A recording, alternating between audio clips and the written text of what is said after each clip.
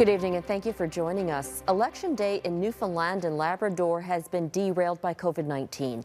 The province is now at its highest alert level. Health officials have confirmed a surge in new cases is linked to the new variant that first emerged in the United Kingdom. Less than 12 hours before polls were due to open, the province's chief electoral officer called off in-person voting, switching gears to allow voting by mail only. As Ross Lord reports, that's a first in Canadian election history. In Newfoundland and Labrador, people who thought they'd be going out to vote are staying in, following a lockdown order by health authorities, an order reinforced by emergency alerts on phones and on TVs. We are at alert level 5. Follow public health measures. Stay at home. Avoid non-essential travel.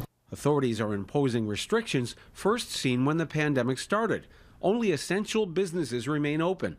Hospitals and long-term care homes are off-limits to visitors with limited exceptions. Everybody's in somewhat of a panic, they're getting tested for COVID like they never have before. I guess they're scared. Especially since the COVID-19 outbreak was traced to the variant first identified in the UK, which is considered highly contagious. At least the daily count of new cases, which reached 100 2 days ago, is now declining. We have 26 new confirmed cases of COVID-19 in our province. Authorities say there's not enough evidence to prove the worst is over. There's a lot of things we have to work out this weekend. Going to level 5 is a pretty big shock. We're just having just been announced last night at 8:30, so we're absorbing a lot of things. Things like how to choose their next government. I am suspending in-person voting for all 40 provincial electoral districts. In-person voting will not be rescheduled. The entire election was shifted to mail-in ballots, requiring voters to register online. But obstacles are already appearing. The chief electoral officer says he's hearing the concerns of people about accessibility to computers and internet and the inability to provide identification digitally. Planners are now offering to approve mail-in kits to voters over the phone if they can prove they're on the voters list.